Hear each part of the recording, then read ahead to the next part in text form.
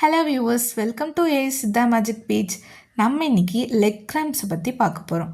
Leg grams வந்து mostly நைட்டில் தான் வரும், மார்னிங் சம்டைம்ஸ் வரலாம். இது ஏன் வருதுன்னா பிளட் சர்க்குலேஷன் ப்ராப்பராக இல்லாதனாலையும் நம்மளோட மினரல் இன்டேக் வந்து கம்மியாக இருக்கிறதுனாலையும் தான் வருது. இதை எப்படி நம்ம வந்து ப்ரிவென்ட் பண்ணுறதுனா, நம்மளோட பிளட் சர்க்குலேஷனை இன்க்ரீஸ் பண்ணுற மாதிரியான ஃபுட்ஸ் எடுத்துக்கணும், மினரல்ஸ் அதிகப்படுத்துகிற மாதிரியான ஃபுட்ஸ் எடுத்துக்கணும். எந்த மாதிரி மினரல்ஸ்னால் சோடியம், பொட்டாசியம், மெக்னீஷியம், கால்சியம், இந்த மாதிரி ஃபுட்ஸ். இது எது அதில் அதிகமாக இருக்குதுன்னு நான் நெக்ஸ்ட் வீடியோவில் சொல்கிறேன்.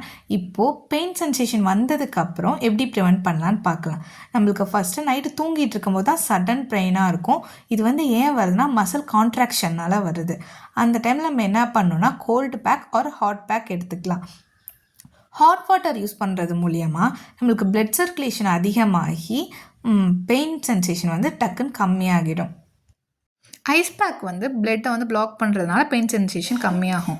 ஹாட் பேக் தான் பெஸ்ட்டு, ஏன்னா பிளட் சர்க்குலேஷனை அதிகப்படுத்துறதுனால. அதே மாதிரி தூங்கும்போது காலுக்கு கீழே தலகாணி வச்சுட்டு சேம் பொசிஷனில் படுங்க. அப்படி இருக்கும்போது பிளட் சர்க்குலேஷன் இன்க்ரீஸ் ஆகும். மறக்காமல் சித்தா மெடிசன் பேஜை ஃபாலோ பண்ணிக்கோங்க. மோர் வீடியோஸ்க்கு. டாடா பாய்.